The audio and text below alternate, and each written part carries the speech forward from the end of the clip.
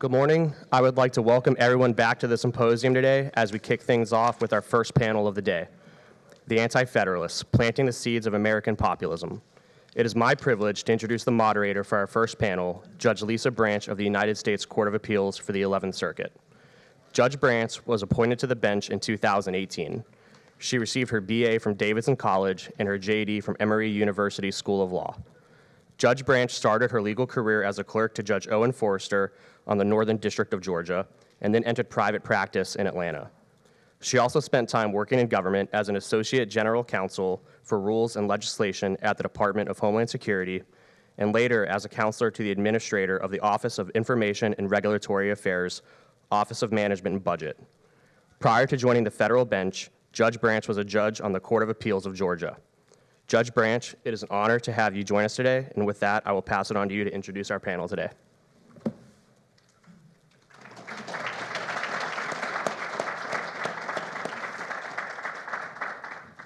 Thank you, Stephen, for that kind introduction. And I also want to thank the Federalist Society and also the University of Virginia School of Law Federalist Society chapter for hosting this year's National Student Symposium. This is my second time attending a student symposium as a moderator. The first time was out in Arizona, and while that was a lovely trip, travel is much easier when you stay in your own time zone. So I'm grateful for that. And as a moment of moderator privilege, I would like to note that it was very important for me to attend this year because one of my future clerks is a 3L here at UVA, the man who just introduced me, Stephen Joseph. And another one of my future clerks made the trek from Duke Law School as well, and he is here, John Addy. And so I've been so pleased to have the opportunity to visit with both of them during the student symposium. And now, welcome to the second panel discussion of the conference, which is titled The Anti-Federalists, Planting Seeds of American Populism. To what extent were the Anti-Federalists the precursors of the populist movement in the United States? To some extent, the similarities and differences depend on how you see the two movements and how monolithic you think they are. Looking at their broad principles, they have common concerns. Populists are seen as anti-elite and anti-establishment, distrustful of government officials, especially those making a career out of it. They feel their voices aren't heard. Anti-Federalists were concerned about the concentration of power in the federal government and that government officials would become permanent aristocracy. As the Anti-Federalists writing under the pseudonym Cato said, "You risk too much by indispensably placing trusts of the greatest magnitude into the hands of individuals whose ambition for power and aggrandizement will oppress and grind you." But general principles only get you so far. Can you really compare the focused debate among our nation's founders with amorphous political movements? Our distinguished panelists will address these similarities and differences during our discussion this morning. I will briefly introduce our three panelists in the order in which they will speak. Please note that you will find their more detailed biographies on the Federalist Society website. After my introductions, each of the panelists will deliver their remarks. I will then engage the panel in discussion before we turn to you, the audience, for Q&A. Stephen, I do expect you to ask a question. Let me start with our first presentation will be given by Professor Michelle Kuhnmiller, who is an assistant professor of constitutional law and political theory at Old Dominion University. Her research focuses on the American judiciary, ancient and American political thought, literature, and the role of moderation in the health of political and legal communities. Her current book project, Moderating the Republic, is on the rhetoric of Atticus Finch. And I do have to point out one of her writings that interested me particularly as a Georgia native. In 2014, she wrote, "The devil is in all the details, not just in Georgia," for the First Amendment Law Review. Not only am I a native Atlantan, but as a Charlie Daniels fan, that title certainly interested me. She obtained her JD, her MA, and her PhD at Notre Dame. She will answer two questions for us today. Can we identify common ground between the Anti-Federalists and populism? And does their common ground justify characterizing the Anti-Federalists as the philosophical ancestors of populism? Our second panelist is Professor Edward White, a law professor here at UVA Law. He's a graduate of Yale University and Harvard Law, and he joined the UVA faculty in 1972 after a clerkship with Chief Justice Earl Warren of the Supreme Court of the United States and a year as a visiting scholar at the American Bar Foundation. He has his 14 published books have won numerous honors and awards, including final listing for the Pulitzer Prize in History. And again, not to continue to harp on my Atlanta native status, but one of his books held particular interest for me, and in 1996, right after the Braves won a World Series, I would note, he wrote, "Creating the National Pastime, Baseball Transforms Itself, 1903 to 1953. And especially that brings it home to me because we are, again, enjoying our rule as the reigning World Series champions. He will discuss the relationship between originalism and anachronism in his exploration of whether the Anti-Federalists were yesterday's populists. And last but not least, Professor Amar will close out the panelists' remarks. He is a Sterling Professor of Law and Political Science at Yale University. He joined the Yale faculty in 1985 at the age of 26. And he's Yale's only current active professor to have won the university's unofficial Triple Crown, the Sterling Chair for Scholarship, the Devane Medal for Teaching, and the Lamar Award for Alumni Service. He is the author of more than 100 law review articles and several books. His latest book, The Words That Made Us, America's Constitutional Conversation, 1760 to 1840, has just been published, and he co-hosts a weekly podcast, America's Constitution. He will explore how two of the Anti-Federalist criticisms of the Constitution were especially helpful and in a certain way populist: the lack of a Bill of Rights and a concern that the House was too small to be generally representative. And so with those introductions, I will turn it over to our first speaker. Thank you all. I just want to start by saying that I am happy and very, very honored to be here. I hope that I produce, 10% of the scholarship over my career as either of my co-panelists. But setting that aside, I'm really just looking forward to today's talks because this is the grand American tradition of talking about what it means for the people to engage in good self-government. And as lawyers and law students and judges, although they're a bit more obvious than the rest of us, we all have a special role to play in this profession insofar as law has a role to play in any government, and for us within our Republican government. And I wouldn't have started this way except I just wanted to share with you my reaction to this week's news because as I was writing about Anti-Federalists and populists and how they were different and the same, it was obvious as I kept checking BBC News that there are other aspects to self-government that I typically take for granted. For me, however, watching this really reinvigorated my commitment to my scholarship and to trying to understand and speak to others about the role of law in democratic government. Because the news itself reminded me in a most visceral way that self-rule is a precious thing. So, with no more drama, on to the Anti-Federalists and their relationship with populism. Let me remind you briefly, I'm going to first of all try to talk a little bit about what populists and the Anti-Federalists might be seen to have in common, and then talk about whether or not there is enough crossover that we might think of the Anti-Federalists as a kind of proto-populists for this country. In a nutshell, my answer to the first question is yes. Both groups, although they are obviously full of lots of individual members with various perspectives, but both groups, by and large, favor a more direct form of democracy, right? They don't favor direct democracy in the sense that all citizens get together and vote directly on all laws, but they favor a more direct form of democracy than is put forth in the Constitution, or as in the populist case, at least how they see the Constitution being carried out today. They want a more direct role for the common citizen, at least for the middle class. And they harbor deep suspicions of elites, who they understand as both experts or maybe those who might be seen as having a better capacity to rule, right? It's not necessarily just about wealth, but it's about the claim that I know something special and am better at ruling.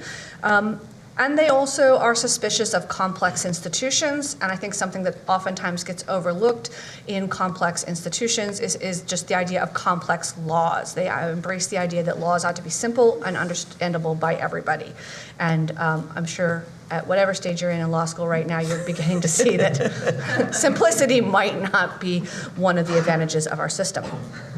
Nonetheless, I don't think that we can fairly call the Anti-Federalists a kind of proto-populists.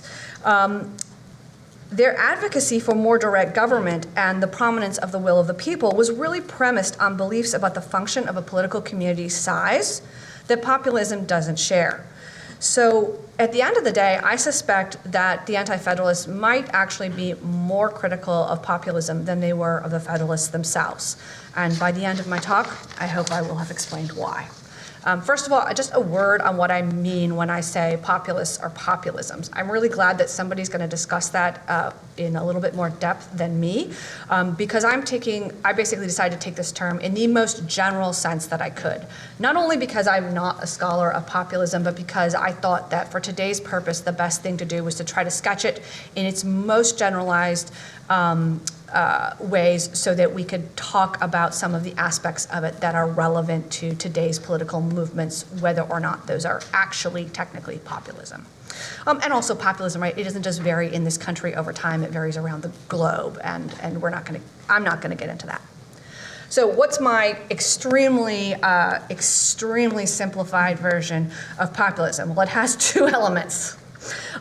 Direct rule or more direct rule, but for the purposes of today, I'm going to call it direct rule by the people. Let me start with the simpler of those first. By the people, as in not experts, as in not elites. The two reasons why I believe populists criticize rule that isn't more directly by the people is because they see those who aren't the people themselves as both more corruptible, perhaps because they're more morally suspect, but also for a reason that is far more less contentious, perhaps, which is that they're not ruling in their own interests, right? Because they are not the people, how can they rule in the interests of the people? Then the more direct rule, the more direct prong of the populism test that I've devised for today.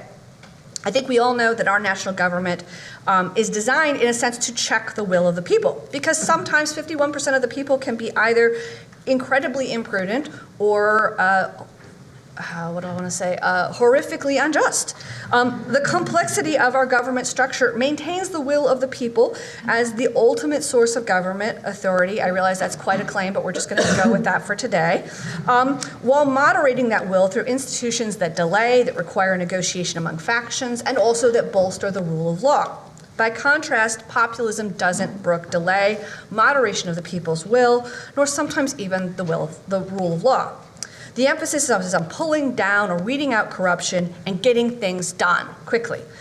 So instead, you might say that populism's methods employ simplification, speed, and if need be, at least arguably superseding the Constitution and legal barriers to government action.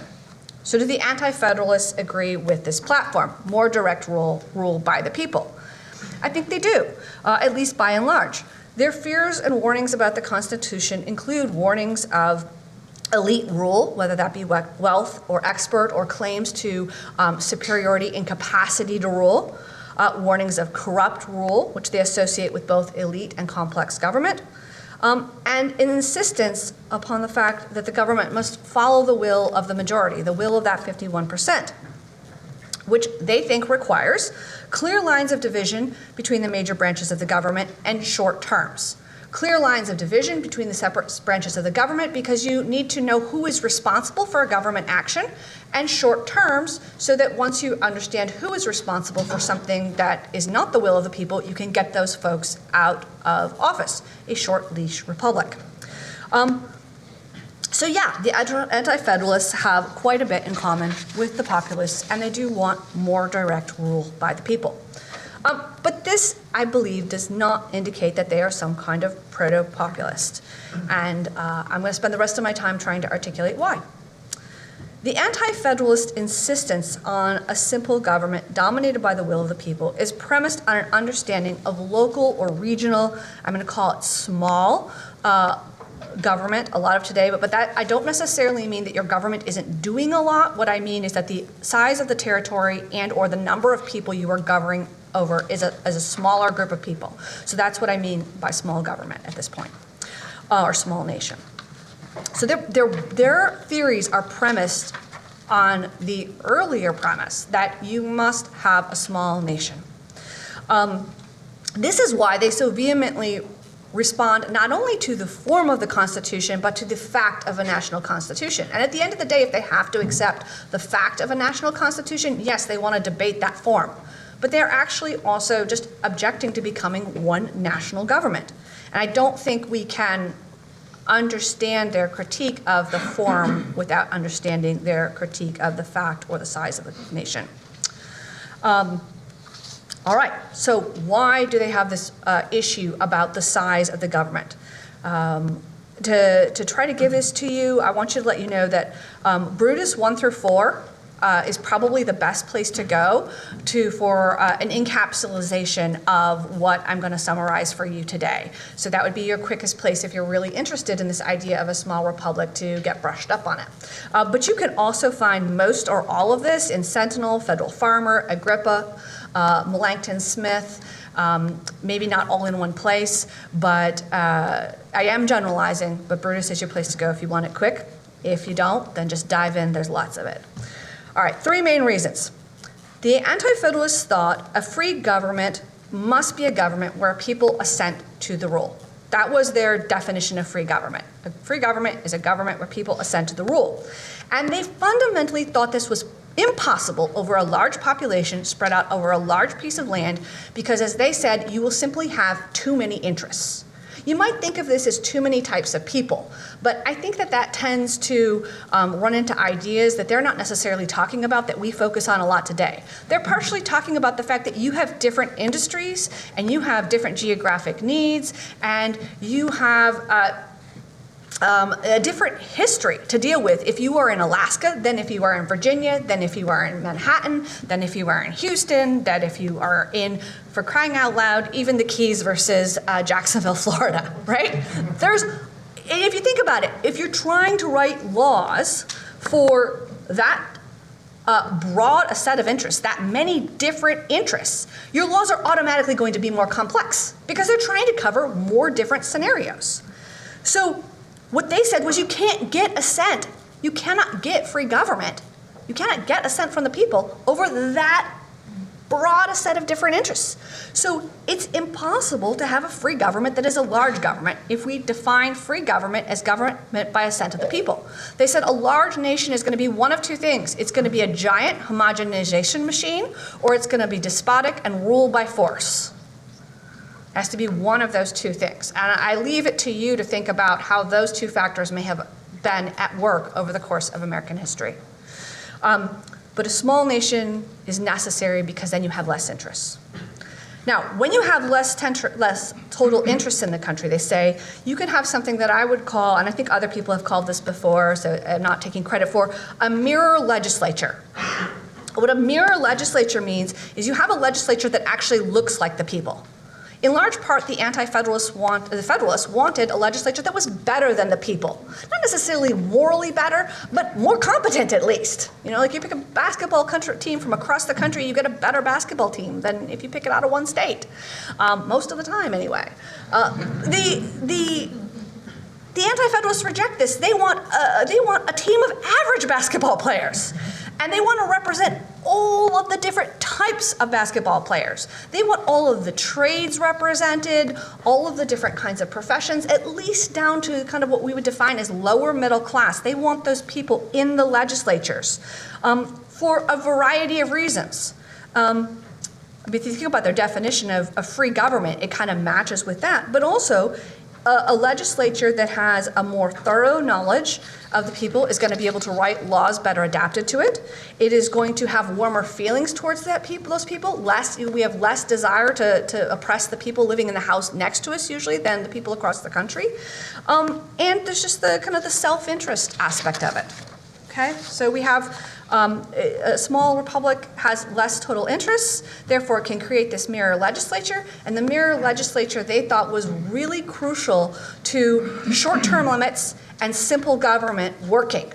Because if you have that mirror legislature, then that extremely, in a sense, volatile small legislature, if it has short-term limits and it has simple government, it is the people. It's not going to oppress the people because it is the people. That was really the bottom line of their idea. All right, finally, and I think this is one of the more overlooked, but the more possibly important, definitely more interesting to me ideas. The Anti-Federalists argue that nation size makes a difference with national virtue. So populists tend to have a rhetoric that says elite bad, ordinary person good, as if there's a moral difference between an elite and an everyday person. And you can find that rhetoric in the Anti-Federalists. But I think their more profound point, and a point that they do make over and over again, is that there is something corrupting about power itself. And so they fundamentally wanted a smaller nation, a less powerful nation, so that it would have less power, so that it would be less corrupted by that power. In other words, they think that a large nation is going to really fan ambition and love of glory in the human heart. If you create a great nation, they argue, great leaders will come forward. You will create a culture in which people are praised for and aspire to power. The quality of the leaders and the quality of the people they lead will be less because of that of the presidency. The human heart craves glory, and this is not a love that should be tempted, they think.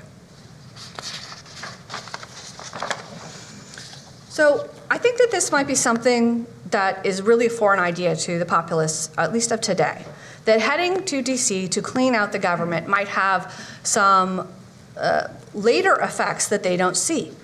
The danger is that in taking back the nation, they clear the way for a power-loving tyrants that a large nation has created. History teaches, and the Anti-Federalists well knew, that after a mob takes over, a tyrant steps forward to rule that mass movement. In other words, populists step down to tear down the rights-protecting devices necessary for a large nation, those put in place by our friends the Federalists, to simplify the government and make it more responsive to the people. And in the imagination of the Anti-Federalists, then a tyrant raised on the glory-loving culture of a large nation steps forward to direct and dominate the people who have cleared the path for him.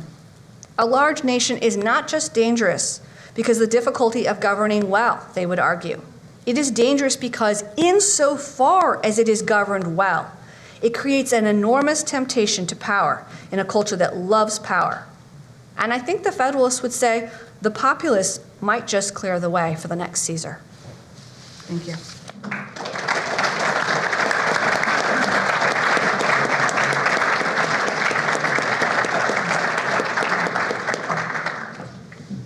I regard my place in this discussion as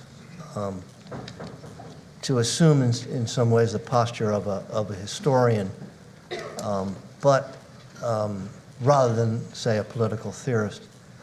But I think that the general question that is before us has to do with whether ideas are capable of crossing the boundaries of time and being replicated in successive generations without fundamental changes in their content. The methodology of originalism in constitutional interpretation privileges history, and I think for two reasons. First, because it's assumed that if you take the ideas and language of a founding generation and privilege those in interpreting the provisions that that generation enacts, then you're guarding against the tendency of moderns to reinterpret the meaning of language. So particularly when you have open-ended language in a constitution, there may be a concern that current generations will distort it for their own political or ideological purposes. So by privileging the original understanding of constitutional provisions, you're trying to safeguard against that. Perhaps the more weighty assumption that originalists make is that some ideas in a founding period are just plain good ideas that deserve to be preserved, that they're insights about governance or politics that this particular generation has hit upon and reflected in constitutional provisions, and successive generations should respect those. So the question then, I think, if one is an originalist or is operating in a world in which originalism is taken to be a weighty interpretive methodology, then current generations are constantly put in the posture of looking back at a past enactment, a past provision, and asking themselves, why should we follow it? Why should we respect it? Now, the problem that creates is not so much that the methodology itself is incoherent. Some historians believe originalism to be incoherent because they believe it's incapable to fully recover the record of the past sufficiently to understand what past actors were thinking or feeling. But I'm putting those criticisms aside and assuming that originalism has some kind of interpretive coherence. But it is a methodology that requires contemporary actors constantly to revisit and reinterpret the past. And here, I think that there's an endemic difficulty that surfaces. The difficulty is that of anachronism. When one is a contemporary actor, one has experiences in the world surrounding one, and those experiences shape one's attitudes, whether or not one is wanting the attitudes to be shaped. It's just an experience that isn't precisely the experience that was past generations. So you can't fully put yourself back into the shoes of historical actors.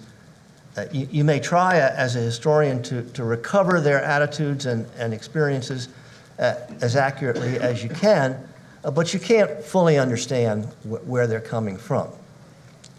So there is a dissonance then, anytime one seeks to interpret the past, whether it's language in the past or attitudes in the past or events in the past.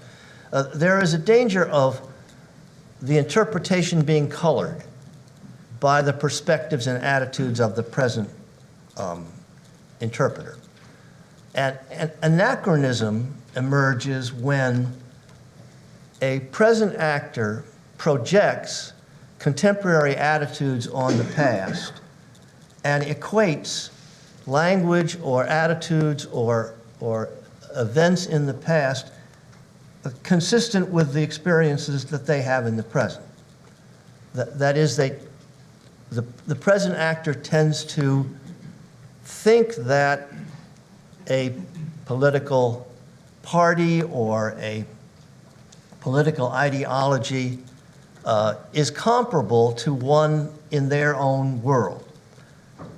And the danger that creates is that it may trigger an effort to make that ideology over into one that is cognizable in one's own world. And that I think is a serious problem with using the label populism as an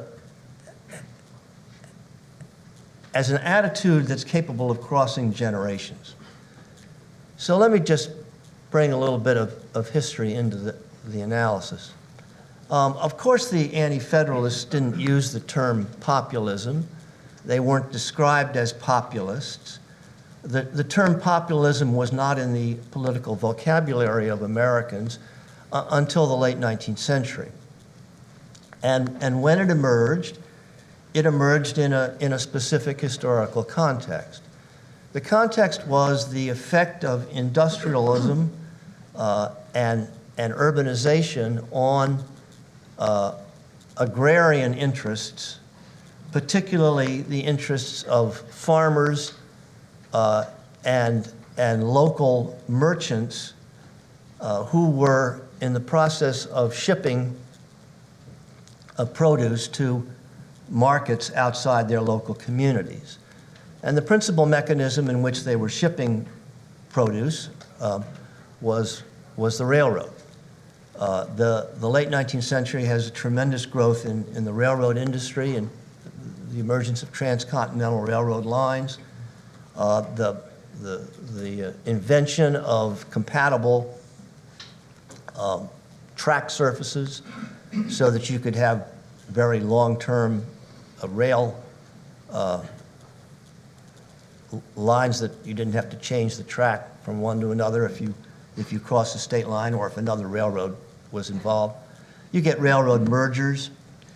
And it turns out that as industrial life develops in American cities, many of the late 19th century industries have close connections with the railroads because it's the railroads that they're using to ship their products. It's the railroads they're using to distribute what they manufacture. And a somewhat cozy relationship emerges between large-scale industrial enterprises and railroad lines, so that the rate system by which merchandise is shipped varies considerably depending on who's shipping it. And in short, farmers in the Midwest and small merchants in the Midwest think that they're getting disadvantaged in the process, and they're unable to control this because of the consolidation of industry and of railroad lines. So in their view, these are business elites, if you will, adversely affecting them. And they feel politically disadvantaged to respond to this process because they think that the government structure, Congress and state officials are also controlled by, or at least favorably disposed toward, larger interests. So they begin a movement designed to strip the power of these elites. The antitrust movement comes out of populism. The idea of regulating railroads significantly, breaking up mergers, all of those are programs initiated by the populists. The populists have a party. The Populist Party, and in the 1890s, the Populist Party becomes a kind of what you might want to call a progressive wing of the Democratic Party, and some candidates run as independent populist candidates, distinguishing themselves from Democrats, and so the populists become a relatively important force in late 19th century American politics, and to some extent they are precursors of the progressives, so that some historians think that there's a kind of line of liberal or progressive politics that starts with the populists and goes through the progressives to the New Deal and beyond. My point here is that populism has a specific historical meaning and a specific historical time. Now, can one say that the Anti-Federalists are anything like that? Well, in the first place, they inhabit a very different world of political economy. There's no massive industrialization in the framing period. There's not a lot of urbanization. There's a very small federal government. There's some active regulatory activity at the state government level, the regulation of transportation franchises, for example. But most Americans are living in a rural environment. They're living on farms or plantations, and the issues that are paramount in the framing generation are not issues of consolidated, urbanized, or industrialized power. They just aren't. Now, that's not to say that the Anti-Federalists and the Populists share a kind of suspicion of elites. They do, but what do we mean? But what we mean by elite seems to me qualitatively different. So I don't think that much is to be gained, at least from the point of view of historical accuracy, by calling the Anti-Federalists populists. I mean, I think there are many labels one could use for Anti-Federalists that better capture their posture in their generation. Now, pressing forward, if there are difficulties in trying to apply a label identifying a particular political party or ideology in one time to another, might there not be similar difficulties in bringing the label forward into our world? Again, a world that's dramatically different from the late 19th century. Is it helpful to think of American politicians who profess a disdain for elites and interest in cleansing elite corruption, an interest in somehow restoring government to the people? Is it useful to identify such persons as populists? Well, like so many labels from American politics, these labels emerge from a kind of lazy, reflexive thinking on the part of journalists and pundits. I mean, you've got to call these people something. You know, you have to call Donald Trump something. Maybe Donald Trump is a populist, or maybe X or Y is a populist. Well, when you say that, what are you clarifying? How are you helping things? And aren't you inviting the same kinds of anachronistic readings of history that I've suggested emerge when you try to apply a late 19th century label to a group of people in the founding generation? So now, I don't want to suggest that ideas generated in one point in time are utterly incapable of being carried over into another.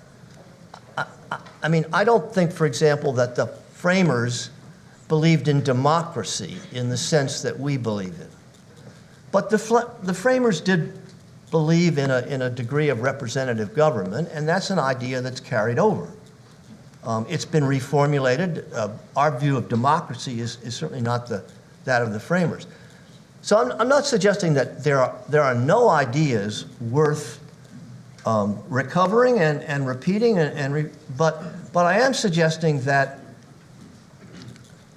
there's no bright line, there's no linear concordance between ideas in one era and another, and that it is a conceptual and analytical mistake to try to assume there is. Thank you.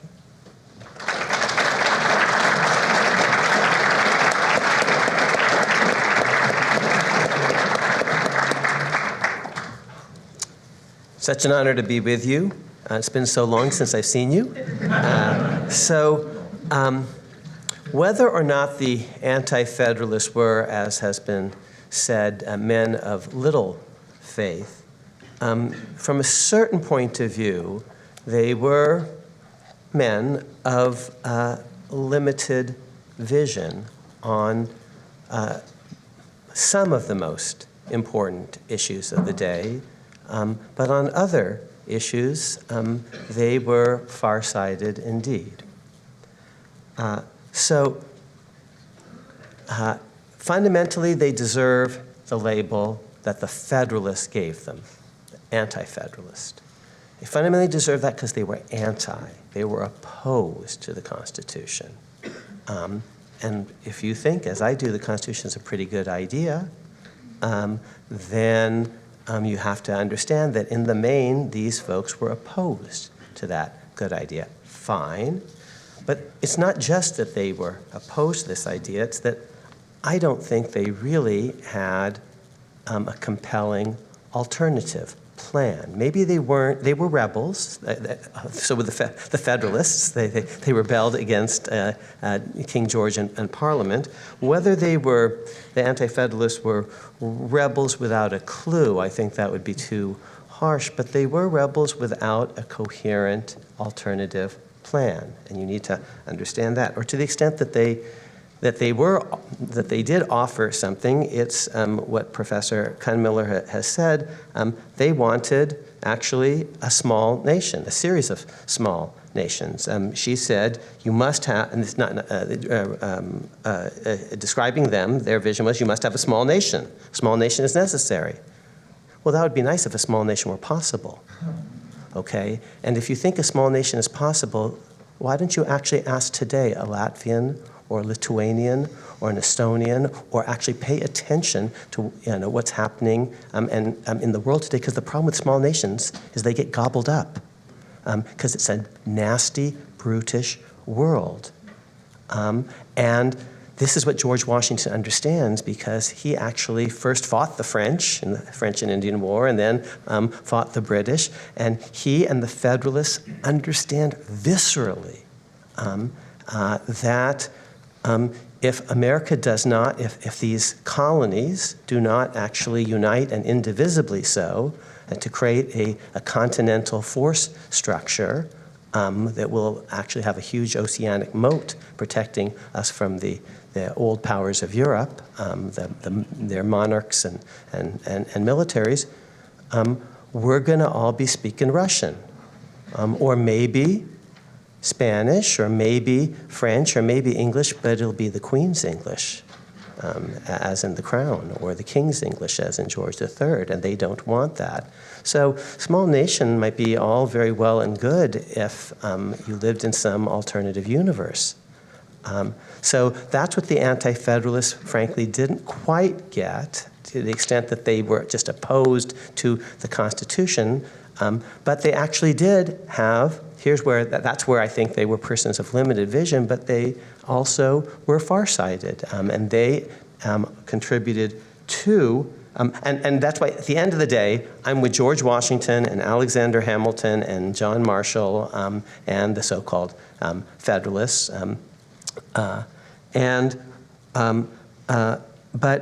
the Anti-Federalists did have I thought that, okay, this plan that's been proposed has some major defects, and maybe it can be improved upon. And yesterday I told you about this epic conversation that occurred about the ratification of the document. Will we? Won't we? We do, we don't. And in that conversation, up and down the continent, it's not just that they're voting on the thing, it's that they're talking about the thing.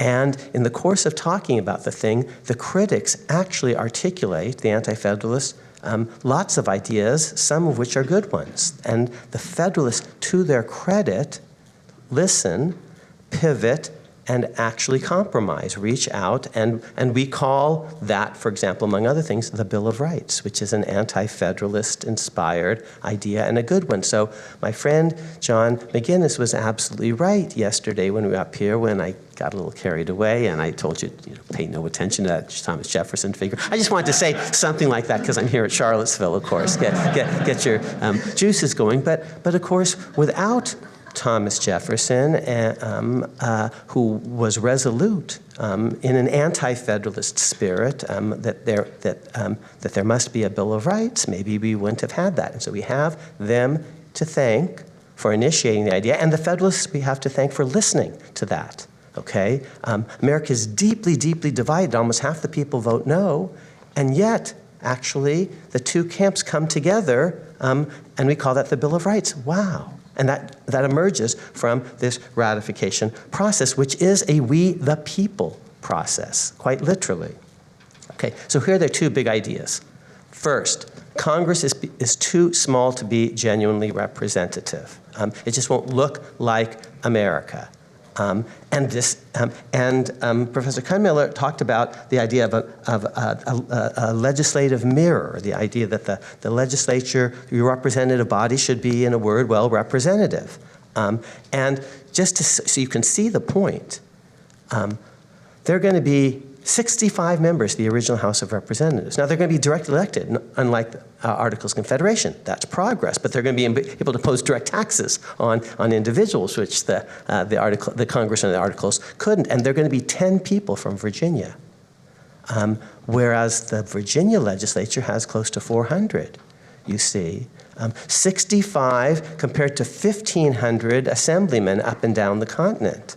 Okay, and it's worse than 65, you see, because if you actually read the document, and this is what Patrick Henry says in Virginia, leading anti-federalist, he says, actually the document says you can't have more than a certain amount, but you can't, but actually, in theory, you could have one representative from each state. You could have a House of Representatives of 13 people, smaller than the Senate, of which 7 would be a quorum, of which 4 would be a majority of the quorum, as to which the Federalists basically say, oops, because actually read the document, it actually says that. And then they say, oh, you can't just take it literally. Oh, that was just, that was a mistake, okay? That was temporary, it was a stopgap. We don't have a census yet, so we just had to improvise, but we're gonna have a census really soon, and we promise it's gonna expand as fast as the document permits.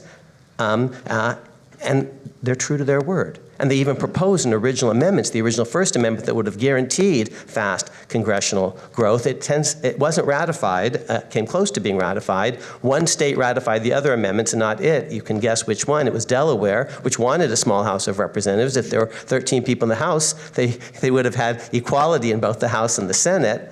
So it came close to be ratified, but it didn't need to, perhaps in the end, because the first Congresses did it anyway, and after 3 censuses, you're up to 200 people, which, is better than 65. And that's an anti-federalist idea that the representatives should look like the people, look more like the people than the original House, which went too far in trying to create an elite body of very impressive folk, but that lost, I think, too much of the mirror concept. And the compromise that emerges is, yes, it's going to be pretty elite and distinguished, but it will be more representative than the text actually originally envisioned.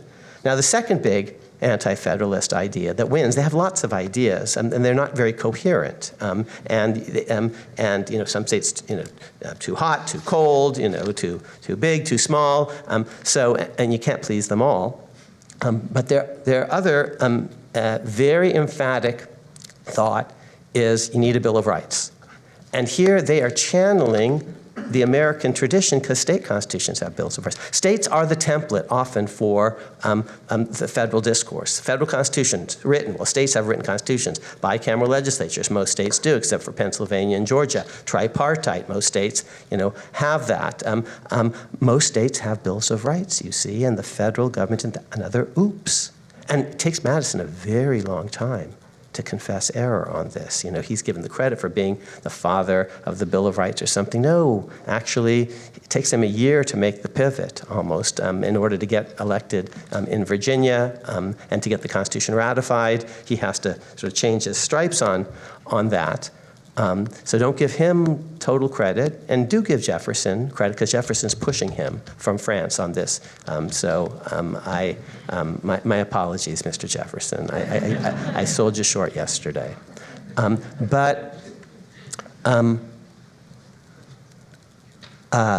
The Bill of Rights that emerges, because the Federalists do pivot on that too, they say, if you will agree to let this thing be ratified, we will agree to work with you in the new regime to try to accommodate some of your concerns. Now, Anti-Federalists don't get the actual amendments they want. They want limits, for example, on the federal governments to impose direct taxes and other things on individuals. And they don't quite get major structural revisions. But they do get a Bill of Rights, what you call the first 10 amendments, that use the phrase, the people, in no fewer than 5 different amendments. And that is populist from a certain way, just in a certain perspective, etymologically. So the First Amendment right of the people to petition the assembly, and the Second Amendment right of the people to keep and bear arms. Yes, the Yale law professor actually just mentioned that Second Amendment right, and the Fourth Amendment right of the people to be secure against unreasonable searches and seizures, and the Ninth and Tenth Amendment rights reserved and retained by the people. The people, the people, the people, the people, the people. That's the phrase that appears in more of the Bill of Rights, more of the amendments than any other phrase. And it's coming from, kind of recapitulatingly, the preamble, a we the people process, in which actually ordinary voters were asked, do you or don't you? Do you agree or not agree? To a document that had been framed by elites behind closed doors in not altogether transparent way. The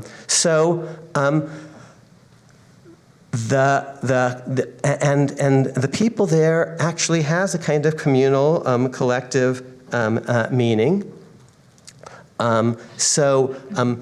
William Douglas in Griswold versus Connecticut, he's trying to say, well, the right of the people to, the First Amendment has, is about privacy or something. No, it's not about 2 persons assembling on a bed. That's not what it's actually about. It's about people en masse assembling and writing petitions to change government policy.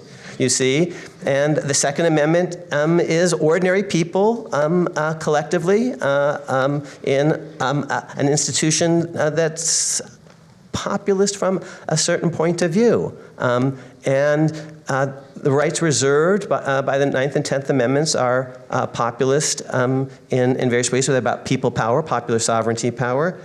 And the Fourth Amendment actually has a populist angle too. As I'll explain in just 1 minute, if there's a single idea, to borrow from my friend Professor White, or institution that's at the heart of the Bill of Rights, it's actually the jury. That's not what you would think today. But the jury is there. It's Fifth Amendment grand jury, Sixth Amendment trial jury, criminal, and Seventh Amendment civil jury.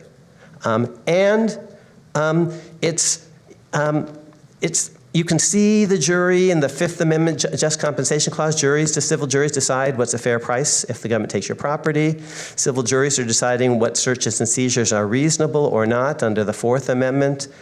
Second Amendment, your militia, they're basically jurors with guns in their hands.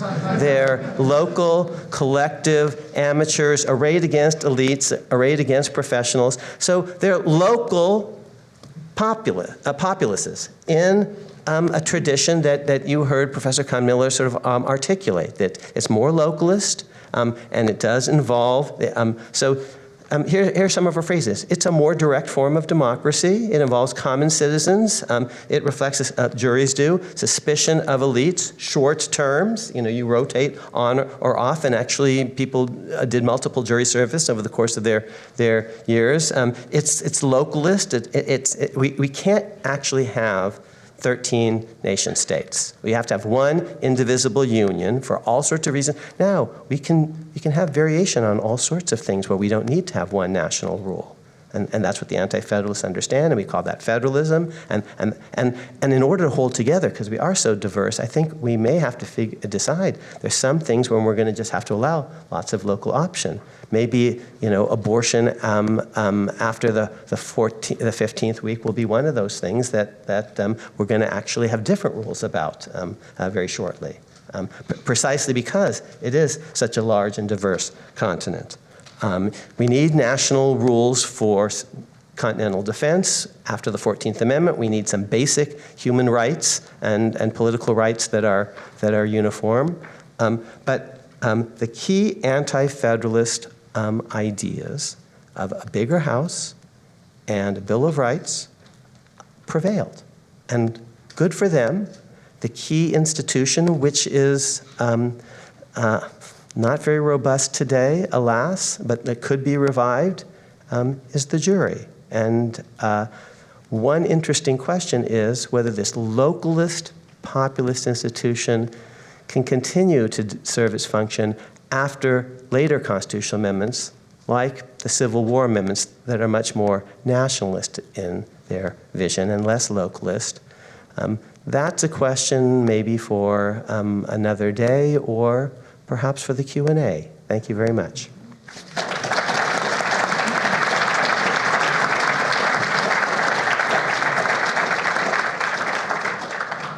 So let me start by just asking, Professor Amar has had a chance to respond to some of the things that the two of you have said, but I invite any of the panelists, if there's any comment that you want to provide on any other panelists' remarks before I go into my questions, I open the floor to you. All right, let me just jump in with my questions. Professor Amar, since you invited the question, how did the later 14th Amendment change this original Bill of Rights vision? So America's Constitution is, to a very great extent, a product of our history. Our history is very much shaped by wars, in particular constitutional wars. The Revolutionary War is a constitutional war. The Civil War is a constitutional war, but with very different visions. So the Revolutionary War is a ragtag band of local rebels against an imperial center that's seen as corrupt. It's Luke Skywalker and Han Solo against an evil empire. So Star Wars is very much an American revolutionary kind of story. Now, see, that's not the Civil War. In the Civil War, it's actually the states that are misbehaving, including this one, because of a local institution, slavery, that is utterly tyrannical. And the heroes of that saga are going to be, so the Revolutionary War is going to celebrate local militias. It's going to lead to a Second Amendment. But Civil War, actually, it's the Boys in Blue. It's Grant's Army. It's the national force structure that now represents every man. That's Tom Hanks in Saving Private Ryan or something. It's not a local militia. It's the national army that's going to defeat Hitler.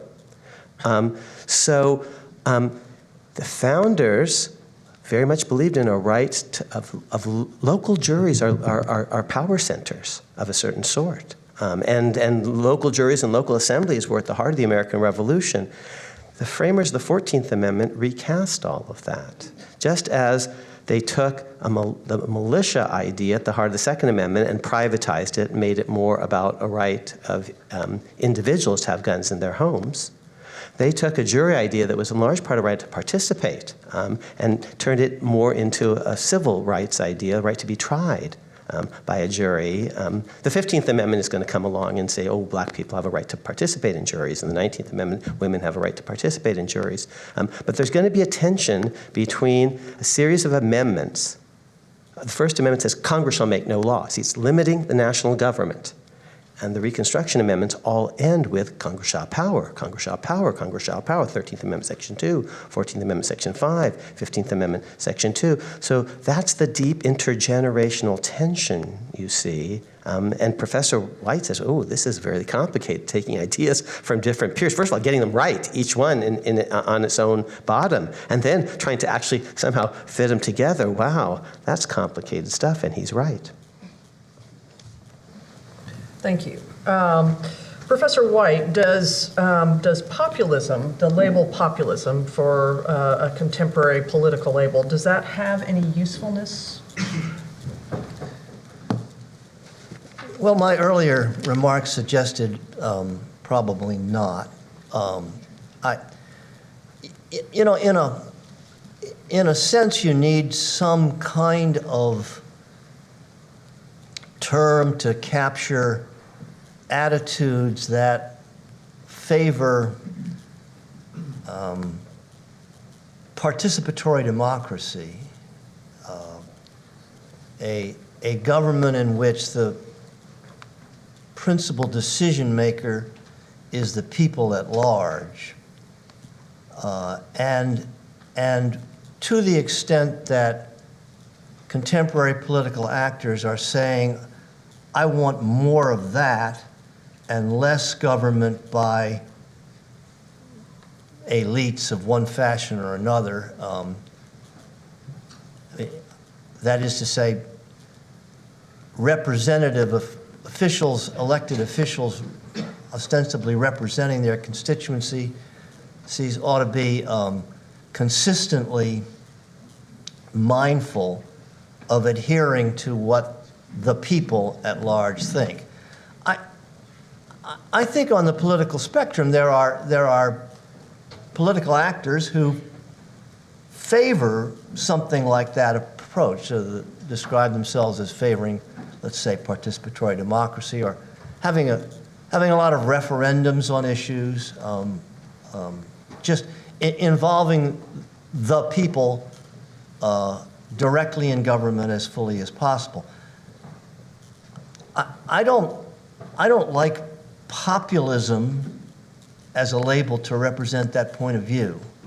But if that's what everyone would agree, or if that's what would generally be understood as populism meant, then I think that is a force in contemporary politics.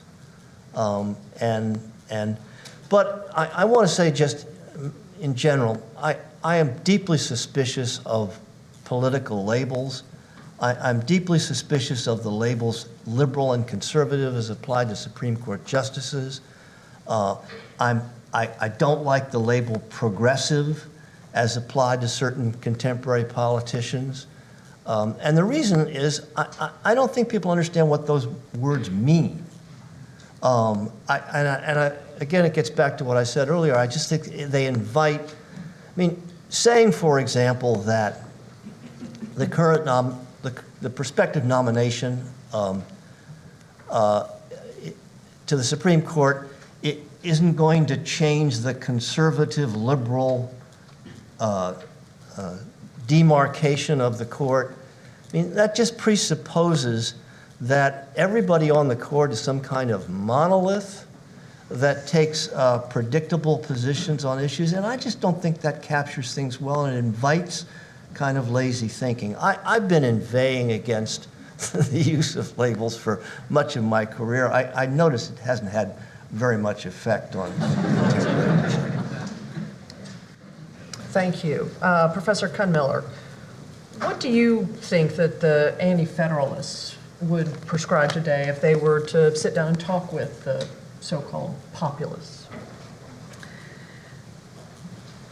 So I think I kind of walked just up to it, but I didn't really emphasize it at the end of my talk, which is that I think they might say okay, but you have a large government.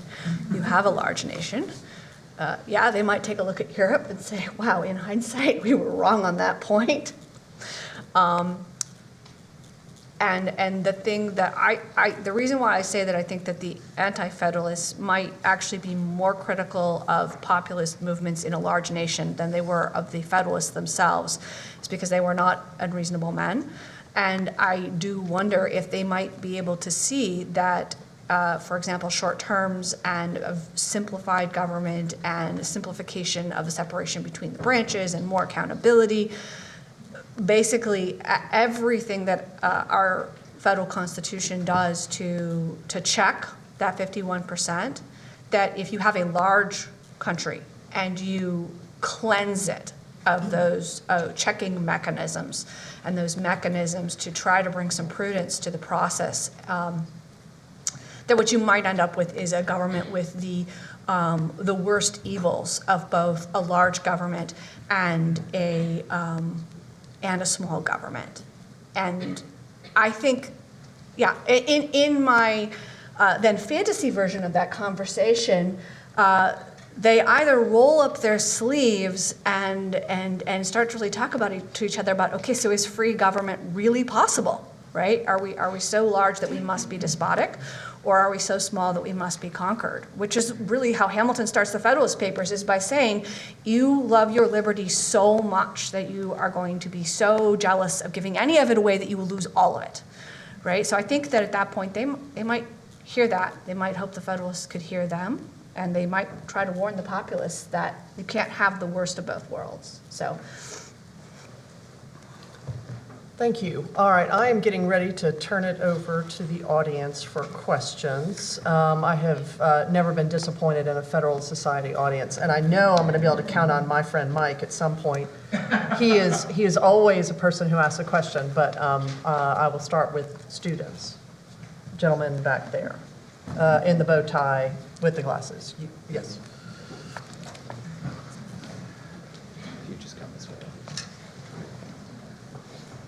I've got two questions. One for Professor White. How do you understand looking over the course of history and how there's different political movements at different times, if we're not going to call today's worldwide emphasis on popular leadership and ideas over the elites, with things we see with like Sanders, Trump, and Johnson in the UK. How do we phrase it today? If we don't tie modern movements back to like more historical ideas, how do we phrase these? How do we refer to these more modern political ideas?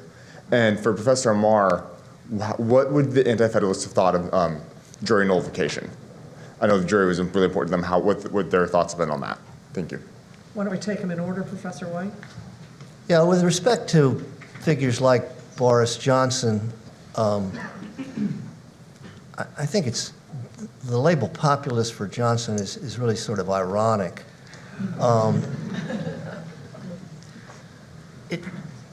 At that point, the label has almost become, you're a populist if you're a critic of the established governmental order.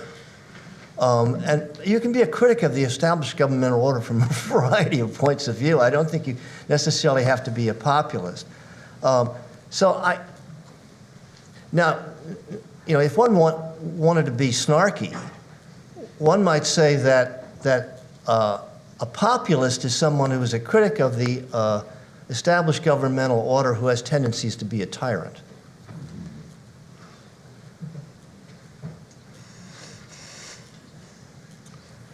The Anti-Federalists believed in what we would call today, some people call jury nullification. I think a more technical or precise formulation would be acquittals against the evidence. This is in the criminal domain. It remains the case even today that every criminal jury in America has, I would say, the right, not just the power, although lawyers aren't allowed to argue this, to acquit against the evidence. Why do I say that's a right? Because no judge in America, federal judge, can direct an order of conviction because once an acquittal has occurred, that's done. It can never be undone by JNOV. And even if it's inconsistent with another kind of jury verdict, you're accused of having done A and B, and either you did both or you did neither, because your claim is mistaken identity, and the jury convicts you of A but not of B. They split the difference. It's inconsistent verdicts, but that can't be the basis to set aside a verdict. So there is a right today of juries to acquit against the evidence. There are organizations that try to talk about this, the Fully Informed Jury Association, a very interesting kind of motley band of tax evaders and drug users. It's kind of, right-wing libertarians meet left-wing libertarians. It's a very interesting group.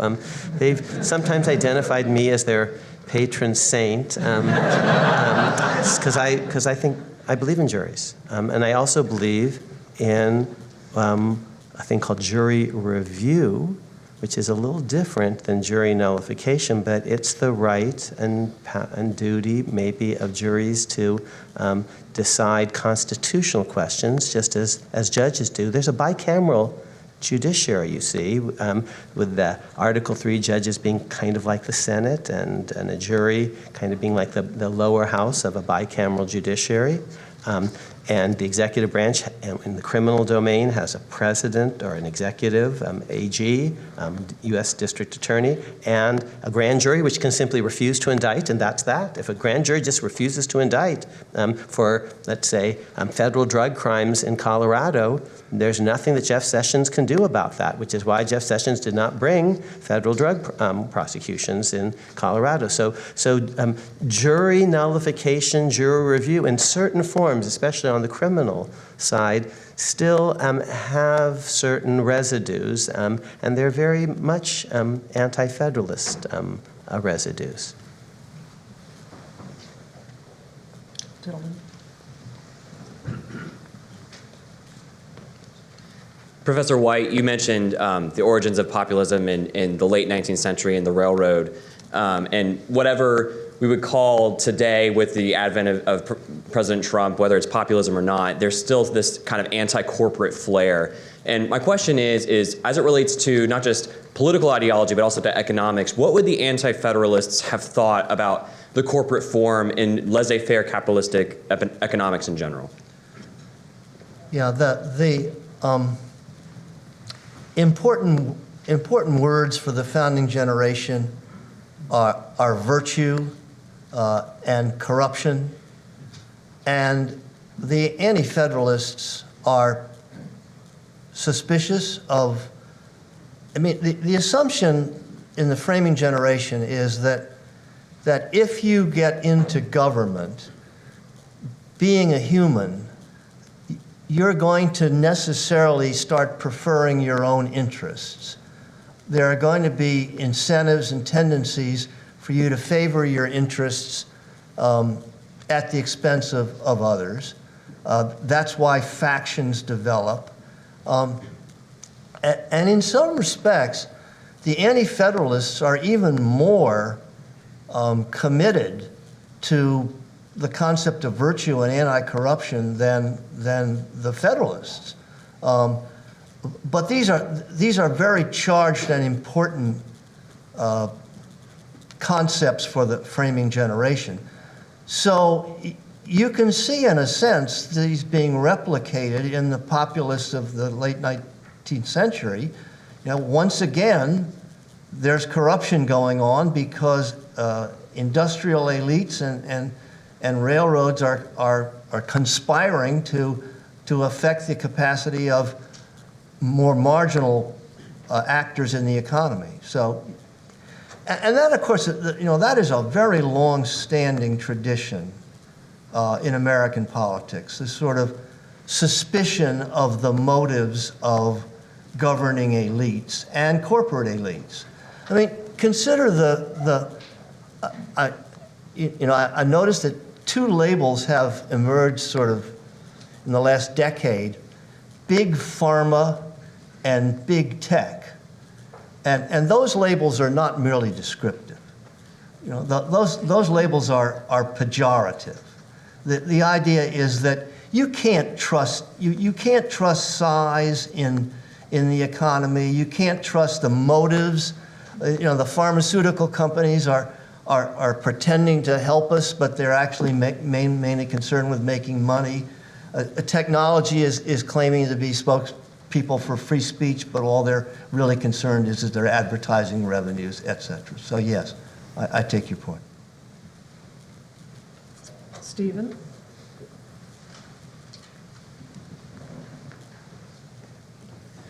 This question is probably best for Professor Amar. You've talked a little bit about how history can better shape our understanding, and obviously Thomas Jefferson, being such an established anti-federalist, still presided over the Louisiana Purchase, and James Monroe, another anti-federalist, was the lead negotiator on that. How do you reconcile the two of those, and how can the debates that followed that purchase in Congress and around the nation help us better understand the original understanding of the Constitution? Oh, thanks so much for that question, which gives me a chance to plug the new book, which I haven't done in the last 30 seconds. So I discussed that set of issues in great detail in this new book, The Words That Made Us, and what I say, and I'm not the first to say it, Henry Adams said it a long time ago, is basically Jefferson as president governs as a Hamiltonian, and I say because actually Hamilton was right on certain things, and Jefferson came to understand that. I phrase it in a kind of provocative way. I say Jefferson was a very interesting character. He had, certain flaws, but happily the flaws beautifully offset sometimes. He believed a lot of silly things initially, but thankfully he was a hypocrite. So when he came to power, he actually abandoned some of the silly things that he had said when other people had power. He says, for example, we need a constitutional amendment to do the Louisiana Purchase. And then when it turns out, a constitutional amendment is actually rather inconvenient, for him. He says, let's, just do it without a constitutional amendment, which is what Hamilton said you could. And Hamilton was right to begin with. So they opposed the bank. But then who signs the bank bill into law? That would be James Madison with Thomas Jefferson's endorsement, you see. So that's why I'm with, I want you to read McCulloch versus Maryland, because here's what John Marshall says again and again. He says, first of all, it's a unanimous decision. And 5 of the 7 justices in McCulloch were appointed by Madison and Jefferson, you see. So that's one thing, it's unanimous. And by this point, Madison himself supports the bank, or the Louisiana Purchase and all these other things. And Marshall, on several occasions, at least 2 in McCulloch, actually points out that that Madison and Jefferson have flip-flopped on this issue, because he's saying we, that is George Washington, this is his quote, a mind as pure as intelligent as this country can boast, and Hamilton, whom he reveres, and I, John Marshall, were right all along.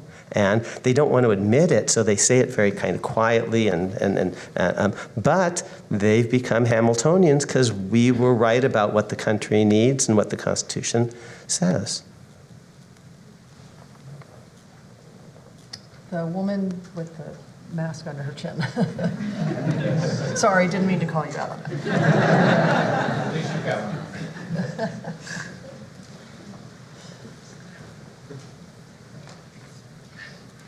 Thank you so much. This question is, I guess, primarily for Professor White. But I was wondering, you kind of jumped from the framing to the 1890s when you discussed populist. And for me, the first person I think of with populism is Jackson.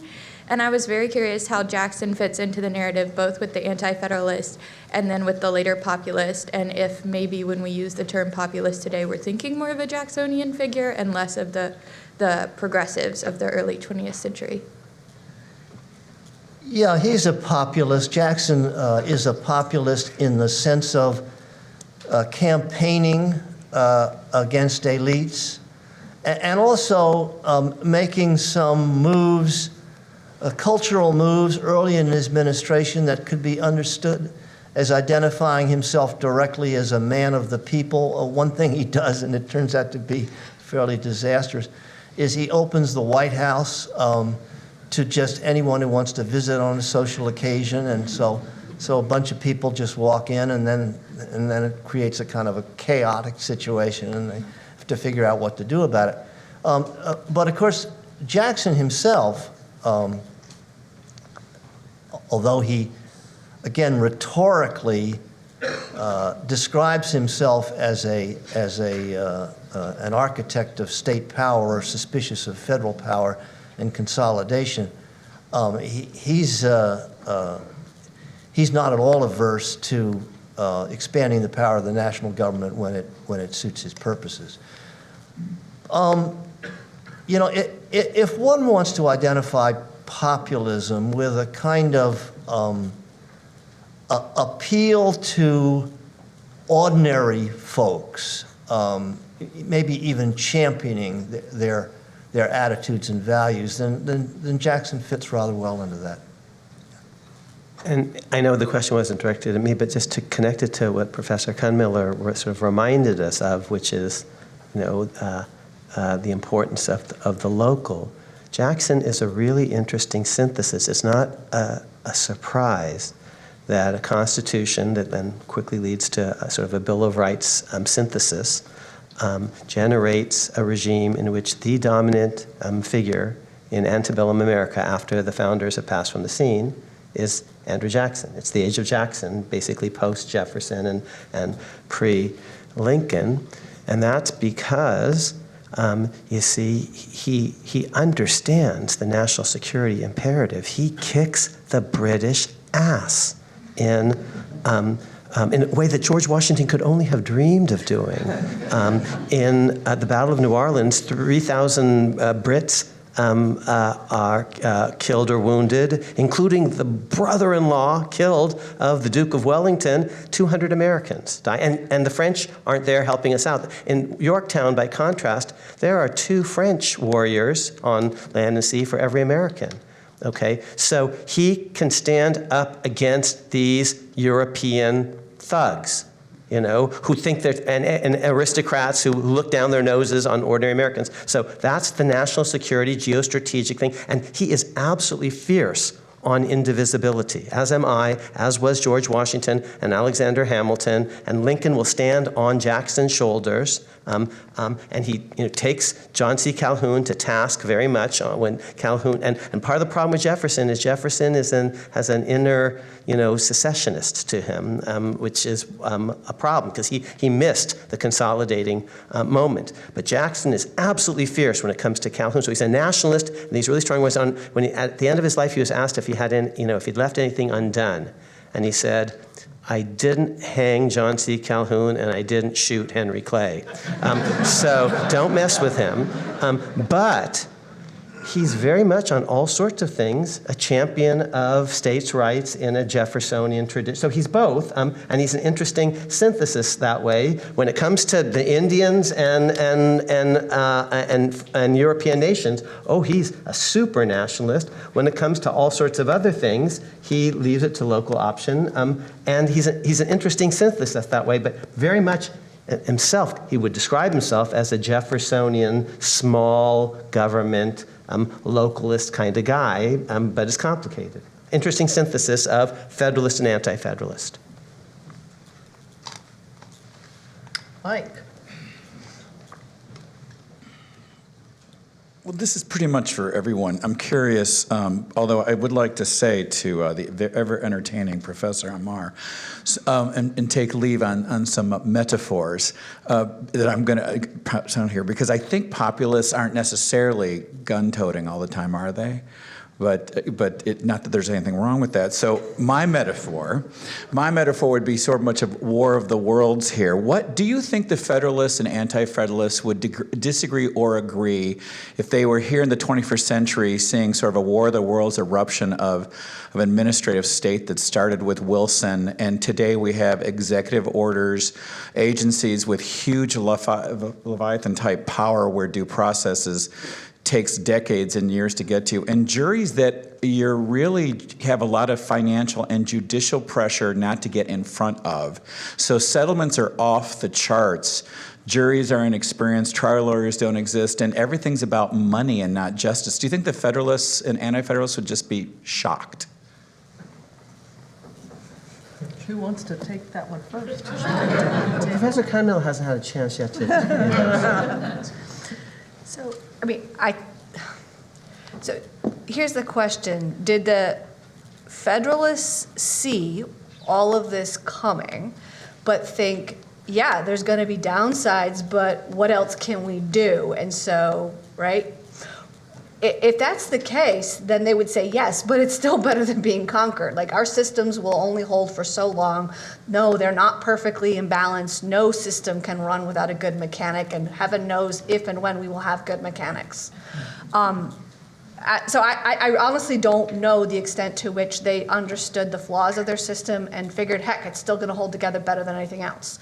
I think the Anti-Federalists, these kinds of things that you're mentioning, are in line with the kinds of predictions they were making about the growth of power, the corruption of power, the capacity for things to happen behind closed doors, the difficulty of holding a large national government accountable. So I think they would absolutely say, yeah, we told you so.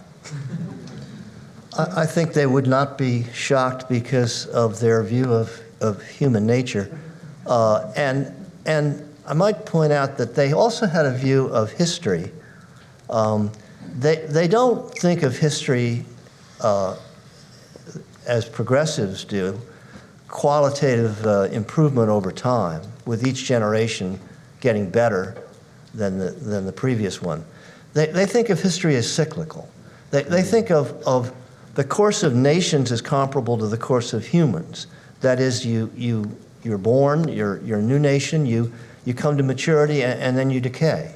And they fully expect the very republic that they're creating to disintegrate over time. So, and to disintegrate in part because of the incapacity of humans to transcend their poorer selves, their passions, their interests, their tendencies toward tyranny and corruption.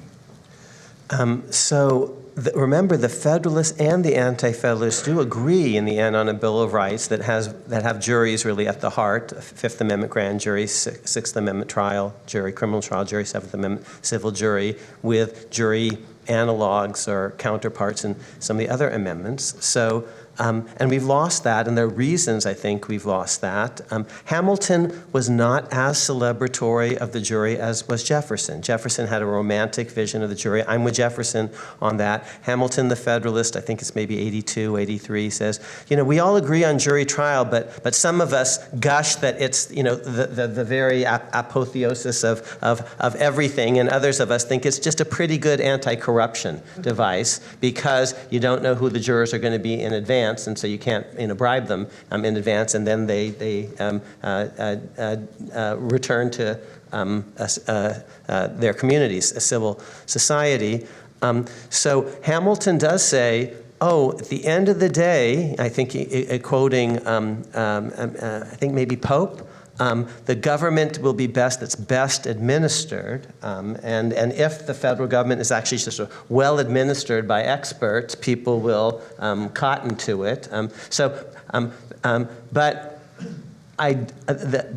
If you look at Hamilton, was a little bit, I think, cynical, more cynical than the average Federalist on that. So why have juries decayed? Part of it is, ordinary people don't want to serve because it's a hassle. And amateur organizations are going to lose out to professionals, and that's militias to armies, that's grand jurors to prosecutors, that's petit jurors to judges. They don't convene themselves. They actually require, the kindness of judges to actually get them going each jury. And over the long haul, the professional prosecutors and the professional judges, they get paid to do this. This is what they do every day. The professional soldiers have real advantages over the amateur ordinary citizen.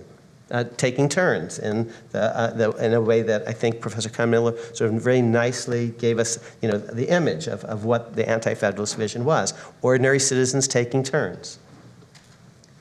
Could I respond to Professor White for just a moment? Sure. I agree with you about the tone of the age in terms of the cyclical idea of the lifespan of a nation. But Hamilton at times really seems to say, like, we've had advances in the science of politics, and because of these new advances, it kind of reminds me of when they come up with a new running shoe, right? And it's fabulous, but then we all tear out our knees because the shoe lets us do something with our ankles that we're not designed to do, right? So you beef up one area and then you put pressure somewhere else. And so, right, the Federalists think that they have advances in the science of politics, and I don't think that many people want to argue with them over whether or not they were right about that. But the question, one of the questions I think, is whether or not the Anti-Federalists were right to say, yeah, human nature, we agree with you, Federalists, is corruptible.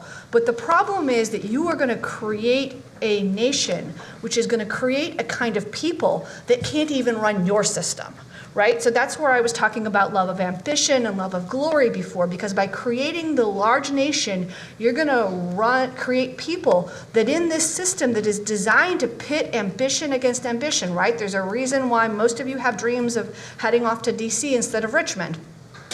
There is. And I'm not kidding, that's exactly what it is. Like, those of you who head off to the right jobs in DC have a level of prestige that those of you who head off to the right jobs in Richmond don't. That's the phenomenon they're talking about. And that is going to create a people who can't even run this system. And so it's something that, maybe it takes 200 years, maybe it takes 400 years to develop, and it's impossible to measure, right? So we're just talking about a theory here. But I think that is a big part of the Anti-Federalist critique, is that you're setting something in motion that is going to give human nature even a bigger temptation than what we already see at work. Right there, yes.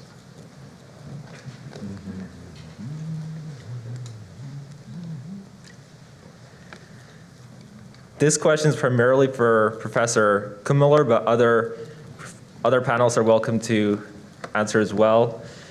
You mentioned the Anti-Federalist fear that we would either have a homogenization machine or despotic government. Where do you think the Anti-Federalists would see us in greater danger of one of those possibilities if they could see us today? Which one do you think they would say you're at greater risk of? So I want to preface the answer to this question with politics is the art of the possible. And so I don't have a better suggestion to make, but both, right? Clearly, we fought a war, probably justifiably so, to end some of our despotism, but they're right, we had to use force. And we do coerce things that probably don't make sense in some parts of the country because they make sense in other parts of the country. But I mean, we can all see the forces of homogenization that are work, if only through the market, so both. But again, it's not necessarily me saying our system is so bad, it's saying this is a clear downside. You on the aisle, I would say in the pink tie, but I see a lot of pink ties. So. Thank you for being here.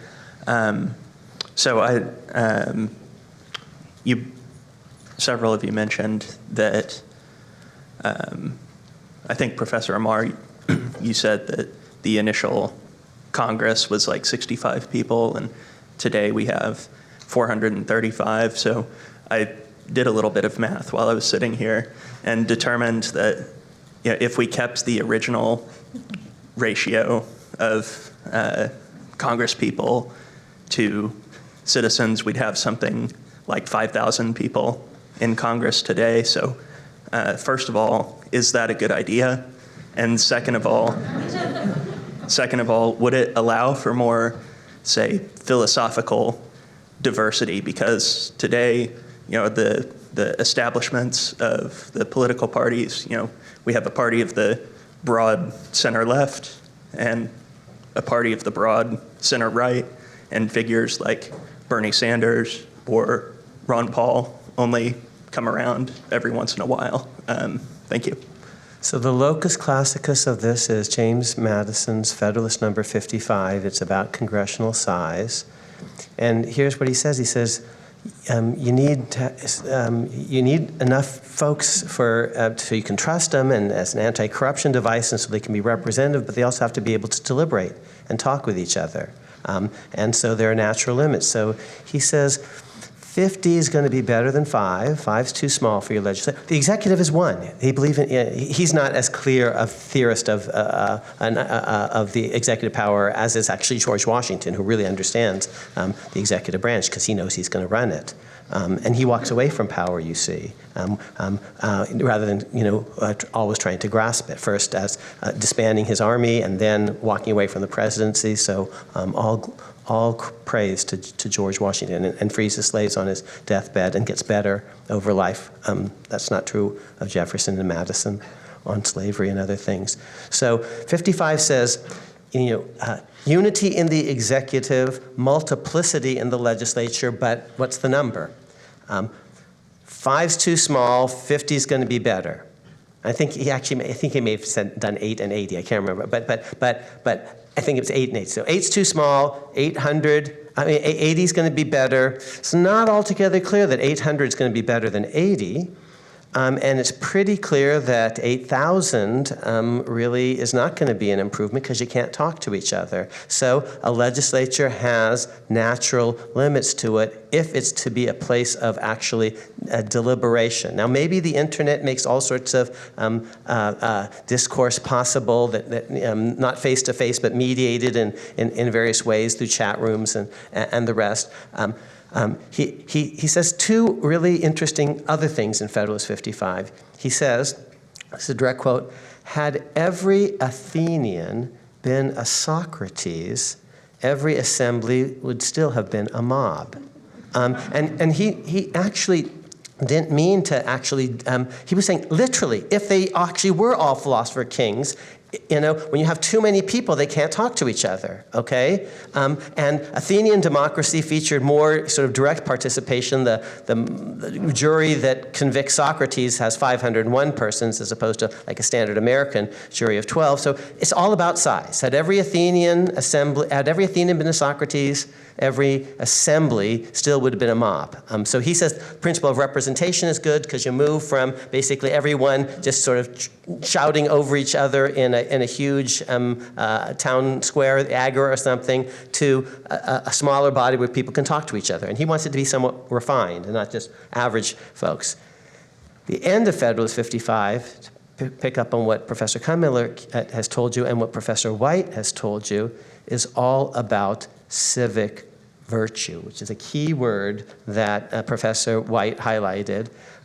So he says, Republican government of the people. So whether we call it populist or not, republic, the root word is people, public, and as is the people in Amendments 1, 2, 4, 9, and 10, and we the people in the preamble, and Article 1 begins, representatives are to be chosen by the people. Okay, so whether it's Republican government or the populism or the people, they're cognate ideas, even if not the same idea. He says Republican government presupposes more virtue in ordinary citizens than any other form of government. And if people actually are utterly incapable of anything public-minded, anything virtuous, maybe we're better off hoping for a philosopher king or benign despot or something. What does he mean? He means ordinary people are supposed to actually inform themselves and read newspapers and deliberate with each other in good faith and obey the laws voluntarily and pay their taxes voluntarily and show up for militia service, even though that's a hassle and dangerous sometimes, and show up for jury duty, even though they'd rather be watching the ball game, and pick the most virtuous among them to be their leaders, and not just someone who looks like them, they want to have a beer with. But it requires more of ordinary citizens in order to work than any other system. And that's what Professor Kuhnmiller was saying, I think, when she said, are we such a people today? Can we continue to be such a people over 200 years? Because our system requires a certain, to fill the positions like president and Congress, we need certain kinds of folks, but we also ultimately need a certain kind of people to make the machine work, because we're the hiring committee. And are we willing to do the work and that's all in the Federalist 55, which I encourage you to look at, whose narrow focus is about congressional size. And he says, in effect, 5,000 would be too big. Well, and that actually brings us to the end of our panel. And so I'd like to certainly thank the panelists. I think this was